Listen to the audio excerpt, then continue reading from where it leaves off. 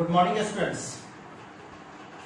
मैं डॉक्टर प्रणव झा आज आपके सामने 11th क्लास का सबसे इंपॉर्टेंट टॉपिक लेकर के आज आपके सामने आया है। बच्चों, ये जो आज टॉपिक आप स्टडी करने जा रहे हैं, ये टॉपिक आपके पूरे कॉमर्स के लिए सबसे इंपॉर्टेंट टॉपिक। अगर आप इस टॉपिक को अच्छे से समझ लें तो समझ लो कि सारे कॉमर्स को आपने अच्छे तरीके से समझ लिया। और अगर इस टॉपिक को आप अच्छे तरीके से नहीं समझ पाते हैं तो समझ लो कि कॉमर्स की जानकारी आपको नहीं मिली।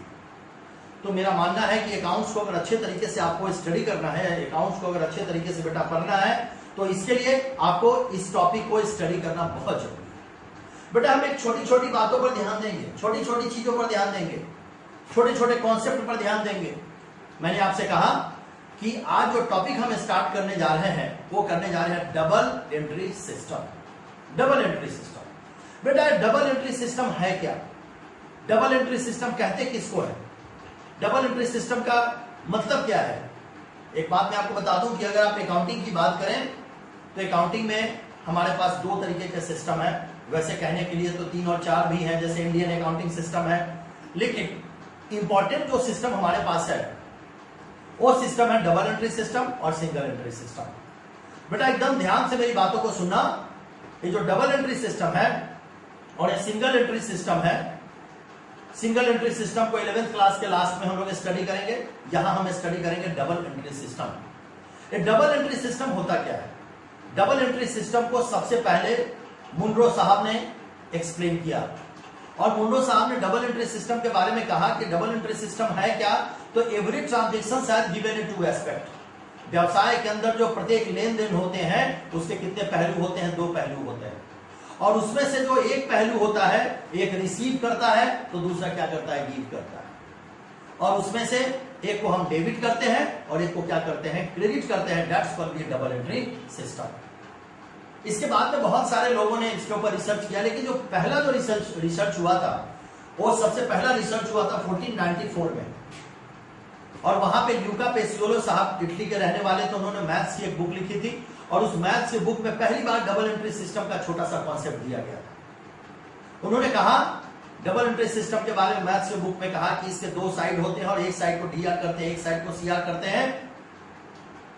और उसके बाद कुछ वैज्ञानिकों ने इंग्लिश में उस जो डबल एंट्री सिस्टम के बारे में जो ल्यूका पेसियोलो साहब ने जो कॉन्सेप्ट दिया उसको कुछ वैज्ञानिकों ने उसको इंग्लिश में रूपांतरित किया। एडविड जोन्स साहब ने बहुत अच्छी किताब लिखी उसके बारे में, जिसको पढ़कर के लोग आगे डबल एंट्री सिस्टम को और अकाउंटिंग को बहुत अच्छे तरीके से समझ पाए।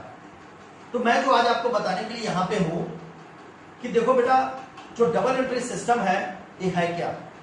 बहुत आसान भाषा में हम लोग बात करेंगे, बहुत आसान तरीकों से बात करेंगे। डबल एंट्री सिस्टम का मतलब है कि जितनी भी ट्रांजेक्शन हमारे बिजनेस में है, सिर्फ ओनली बिजनेस ट्रांजेक्शन जिसका मनी और मनी वर्थ में वैल्यूएशन होता हो। तो जो भी बिजनेस ट्रांजेक्शन हमारे पास है उस बिजनेस ट्रांजेक्शन के कितने एस्पेक्ट है? 2 एस्पेक्ट है। 1 aspect is the debit, second aspect is the credit. That's called double entry system.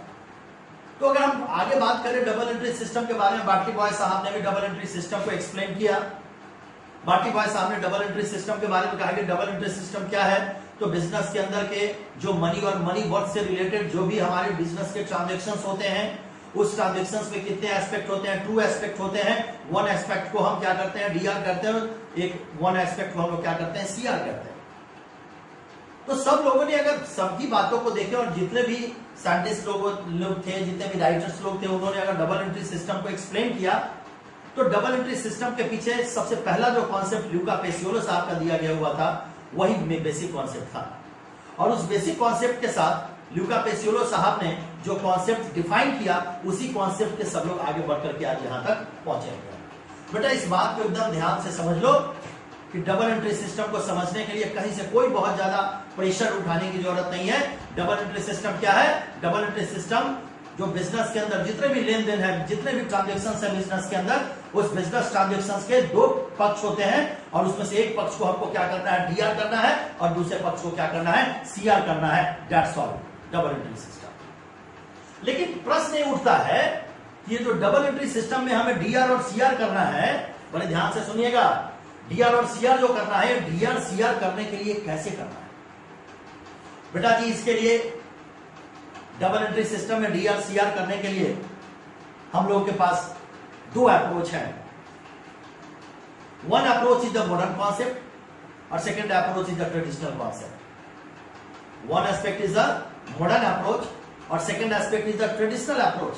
बेटा जी, मेरा जो पिछला वीडियो है जिसमें मैंने आपको अकाउंटिंग इक्वेशंस डिस्क्राइब किया था, आप मेरे YouTube चैनल पे जाकर के अकाउंट्स पे प्रणव झा चैनल पे जाकर के आप वहां देख सकते हैं। और वहां जो हमने जो वहां पे डिस्क्राइब किया था, जिस समय मैं टी सेप अकाउंटिंग आपको बता रहा था, उस समय आप जाकर के वहां पर मैंने मॉडर्न कॉन्सेप्ट के बारे में बताया था कि मॉडर्न कॉन्सेप्ट में 5 अकाउंट्स होते हैं और सारी चीजों के बारे में मैंने बताया। पिछले वीडियो में जाकर के आप वहां से देख सकते हैं। आज जो हम डिस्कस करने जा रहे हैं, डिस्कस कर रहे हैं हम लोग किसी ट्रेडिशनल अप्रोच के बारे में। तो ट्रेडिशनल अप्रोच में डेबिट क्रेडिट हमको करना है।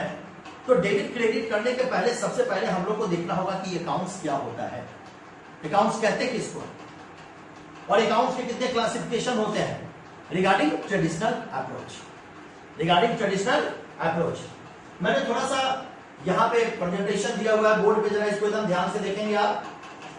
सबसे पहले मैं लिखता हूं classification of accounts. Classification of accounts, accounts that means in the case of traditional approach, in the case of traditional approach जो हमारा अकाउंट्स है बेटा, इस अकाउंट्स को हम लोग कितने पार्ट में डिस्ट्रीब्यूट करते हैं, 2 पार्ट में इसको डिस्ट्रीब्यूट करते हैं। One is the personal account, second is the impersonal account. एकदम ध्यान से देखिएगा, one is the personal account, second is the impersonal account. Personal account that means what? Personal account that means व्यक्तिगत खाता, अनइम्पर्सनल अकाउंट दैट मीन्स अव्यक्तिगत खाता।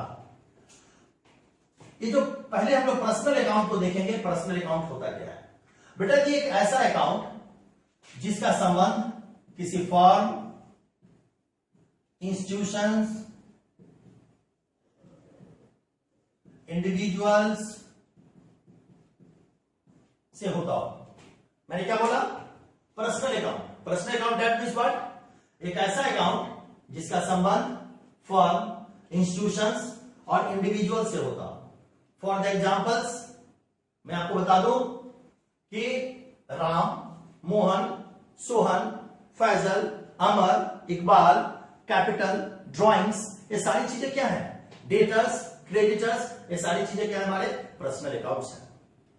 तो बेटा जी मैं एक बात बताऊं कि जो पर्सनल अकाउंट्स हमारा है, इस पर्सनल अकाउंट्स में हम लोग जो बात करते हैं कि पर्सनल अकाउंट्स में एक ऐसा अकाउंट्स, एक ऐसा खाता जिसका संबंध किससे हो? जिसका संबंध फर्म से हो, जिसका संबंध इंस्टीट्यूशन से हो, जिसका संबंध इंडिविजुअल से हो। या इंडिविजुअल कहना दैट मीन्स व्हाट? या इंडिविजुअल कहने का मतलब है कि एक ऐसा खाता, एक ऐसा अकाउंट जो बेसिक तौर पे, एक ऐसा खाता, एक ऐसा अकाउंट जो बेसिक तौर पे संबंध किससे रखता हो? फर्म से, इंस्टीट्यूशन से और इंडिविजुअल से। एग्जांपल्स के तौर पे हम कह सकते हैं, number 1 is the Ram, Mohan, debtor. Debtor क्या होता है सब हम लोग पहले डिस्कस कर चुके हुए हैं। Now is the creditor, okay, capital, drawings, owner, proprietor, ये सब क्या होता है? हमारा पर्सनल अकाउंट का पार्ट। ओके, मुझे लगता है पर्सनल अकाउंट आपको बात समझ में आ गई होगी। चलिए आगे बात करते हैं। अब बात करेंगे इम्पर्सनल अकाउंट, अव्यक्तिगत खाता। बेटा जी इम्पर्सनल अकाउंट को 2 कैटेगरी में डिस्क्राइब किया जाता है। ये जो इम्पर्सनल अकाउंट होता है 2 कैटेगरी में डिस्क्राइब होता है। One is the real account, second is the nominal account. ये रियल अकाउंट क्या है और ये नॉमिनल अकाउंट क्या है? देखिए, रियल अकाउंट का मतलब होता है वास्तविक खाता। वास्तविक दैट मीन्स जो जिसका फिजिकल एग्जिस्टेंस हो, ठीक है, जिसकी एक वैल्यू हो, जिसकी एक क्वालिटी हो, जो हमारे बिजनेस के लिए बहुत इंपॉर्टेंट हो, that's called be a real account. That's called be a real account. In case of real account are classified in 2 types. One is the tangible, second is the intangible. One is the tangible and second is the intangible. जरा देखिएगा ध्यान से, ये tangible और intangible. Tangible कहने का मतलब एक ऐसा रियल अकाउंट जिसका फिजिकल फॉर्म हो, जिसका शेप साइज हो, that's called be a tangible real account. And intangible real account जिसका फिजिकल शेप साइज नहीं हो, जिसका फिजिकल शेप साइज नहीं हो लेकिन उसकी वैल्यू हो। एकदम ध्यान से देखेंगे बेटा, रियल अकाउंट फिर से एक बार देखिए, जो हमारे बिजनेस के लिए इंपॉर्टेंट हो, जो फिजिकली प्रेजेंस हो जिसका, ठीक है, जिसकी एक वैल्यू हो। और रियल अकाउंट को दो कैटेगरी में हमने क्लासिफाई किया, टेंजेबल और intangible. Tangible real account that means कि एक ऐसा रियल अकाउंट जिसका एक फिजिकल फॉर्म हो, जिसका शेप हो, जिसका साइज हो। एंड इंटेंजेबल रियल अकाउंट जिसका फिजिकल फॉर्म नहीं हो, जिसका शेप साइज नहीं हो। कहने का यह मतलब कि अगर हम टेंजेबल रियल अकाउंट में अगर हम इसके क्लासिफिकेशन की बात करें तो हम यहां लिख सकते हैं फर्नीचर, बिल्डिंग, मशीनरी, ये सारी चीजें हम किसमें लिख सकते हैं, टेंजेबल रियल अकाउंट। अब आइए intangible account, real account. Tangible real account मैंने कहा जिसका फिजिकल फॉर्म नहीं है लेकिन वो हमारे लिए क्या है, वैल्यूएबल है। फॉर द एग्जांपल्स, फॉर्म में क्या होता है, गुडविल,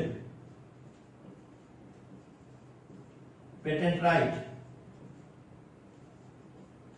कॉपीराइट, ये सारी चीजें क्या है, ये सारी चीजें इंटेंजेबल रियल अकाउंट है। चलिए अब थर्ड जो हमारे पास है ये है नॉमिनल अकाउंट। बेटा नॉमिनल अकाउंट कहने का मतलब एक ऐसा अकाउंट जिसका संबंध किससे हो, एक्सपेंस,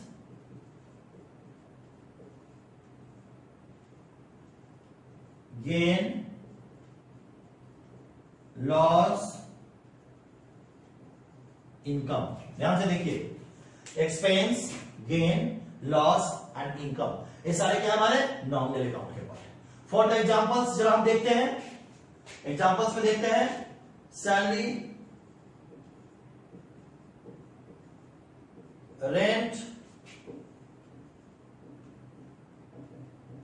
कमीशन, ये सारे क्या है हमारे नॉमिनल अकाउंट। चलिए एक बार फिर से रिवाइज करते हैं। मैंने कहा classification of account. In the case of classification of account, account are classified in two forms. One is the personal account, second is the impersonal account. And impersonal account are classified in two forms, real accounts and nominal account. In the case of personal account, हमने पहले देखा कि एक ऐसा account जिसका संबंध, जिसका relation form, institution, individual से होता है, that's called be a personal account. And impersonal account, real account and nominal account. Real account जो हमारे फॉर्म्स के लिए वैल्यूएबल होता हो, जिसकी एक वैल्यू होती है। And real account are classified in two forms, tangible real account and intangible real account. Tangible real account जिसका फिजिकल फॉर्म शेप साइज होता हो, intangible real account जिसका फिजिकल फॉर्म शेप साइज नहीं होता हो। For the examples, goodwill, patent rights, copyrights, that's called intangible real account. Okay? And now last is the nominal account. Nominal account में बेटा क्या होता है, एक ऐसा अकाउंट जिसका relation expense, gain, loss, income से होता हो, that's called nominal account. Okay? चलो अब बात करते हैं थोड़ा सा हम इनके क्लासिफिकेशन की।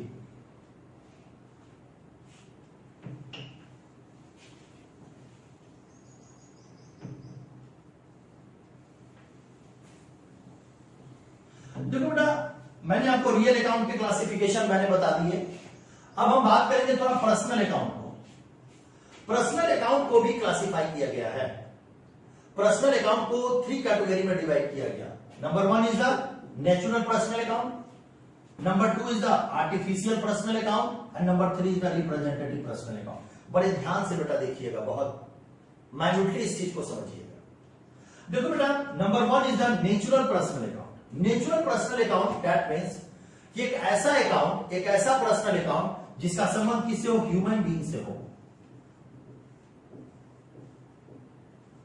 किससे संबंध हो, ह्यूमन बीइंग से हो। राम, मोहन, फैजल, अमर, इकबाल, दिल्ली यूनिवर्सिटी, बिहार यूनिवर्सिटी, ये सारी चीजें क्या है हमारे लिए, नेचुरल पर्सनल अकाउंट है। Second is the artificial personal account. Second is the artificial personal account. Artificial personal account that means what, artificial personal account बेटा ये पर्सनल अकाउंट होगा, ये पर्सनल अकाउंट होगा, ध्यान से देख सुनिएगा मेरी बात, ये पर्सनल अकाउंट के तरह ही काम करेगा लेकिन इसका फिजिकल एग्जिस्टेंस नहीं होगा। Do not have